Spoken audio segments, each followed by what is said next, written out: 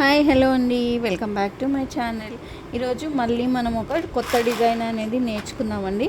దానికోసం నేను ఈరోజు యూస్ చేసిన వచ్చేసి ఇలాంటివి రోజ్ బీడ్స్ అండి, 8 mmవి. మళ్ళీ ఇలాంటి డ్రాప్ షేప్ బీడ్స్ అండి. ఈ రెండు బీడ్స్ యూస్ చేస్తూ మనం ఒక బ్యూటిఫుల్ డిజైన్ అనేది నేర్చుకుందాము. నేను ఇలా 6 strands ఆఫ్ కాటన్ థ్రెడ్ ఎక్కించుకున్నానండి, నీడిల్కి ఎక్కించుకొని.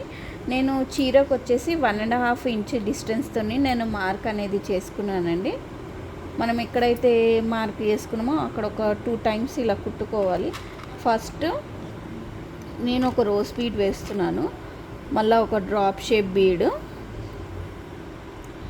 మళ్ళా ఒక రోజ్ బీడ్.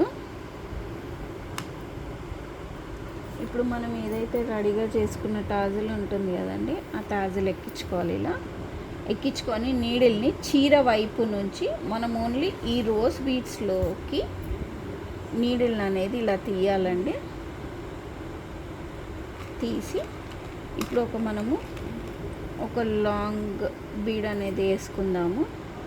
వేసుకొని రివర్స్లో ఈ రోజ్ బీడ్ నుంచి ఈ చీరలోకి నీడిల్ని ఇలా తీసుకొని రావాలండి. తీసుకొచ్చాక దీని చుట్టూ మనం ఇలా థ్రెడ్ అనేది కుట్టుకొని